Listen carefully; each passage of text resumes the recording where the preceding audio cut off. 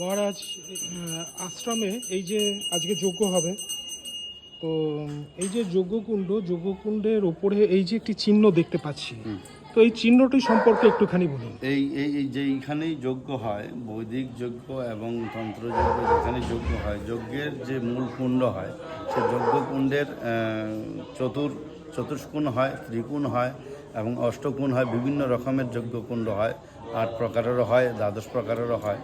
তার মধ্যে বিশেষ হলো এটা জুনিপীঠ, জুনিকুণ্ড, জুনি আকার। এটা একটা পানের আকারে মায়ের জুনিটাকে অঙ্কিত করা হয়েছে এবং দুটি স্তন এটাকে দেওয়া হয়েছে। তো এইটা হলো এই যজ্ঞ কুণ্ডটার সান্ডিল্যের পূর্ণতা লাভ করে। এটা যদি না থাকে তাহলে যজ্ঞের সান্ডিল্যের পূর্ণতা লাভ হয় না। মানে এটা কি সেই প্রবৃত্তি থেকে নিবৃত্তির একদম একটা? প্রবৃত্তি থেকে নিবৃত্তি, সৃষ্টির থেকে লয় পর্যন্ত। সৃষ্টি স্থিতি যে লয়, আমরা এখন স্থিতি হয়ে আছি, আমাদের সৃষ্টি হয়েছে, একদিন লয় হব।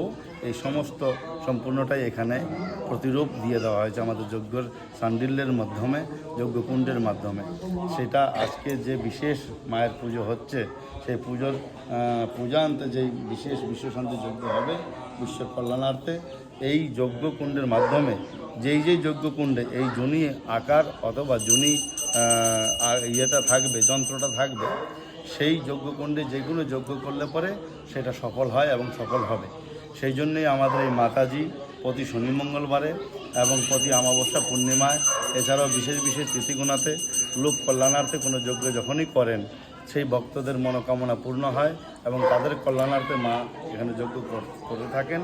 আর সেই কাজ সফলতা হওয়ার পরেই মানুষ এখানে দান ধ্যান করেন সার্বিকভাবে, শারীরিক, মানসিক, আর্থিক, যাগযজ্ঞের মাধ্যমে, পুজো পাঠের মাধ্যমে এবং নারায়ণ সেবা, সাধু সেবার মাধ্যমে যতটুকু কল্যাণ করা যেতে পারে, মাও ভক্তদের কল্যাণ করেন এবং ভক্তরাও দান ধ্যান করতে থাকেন।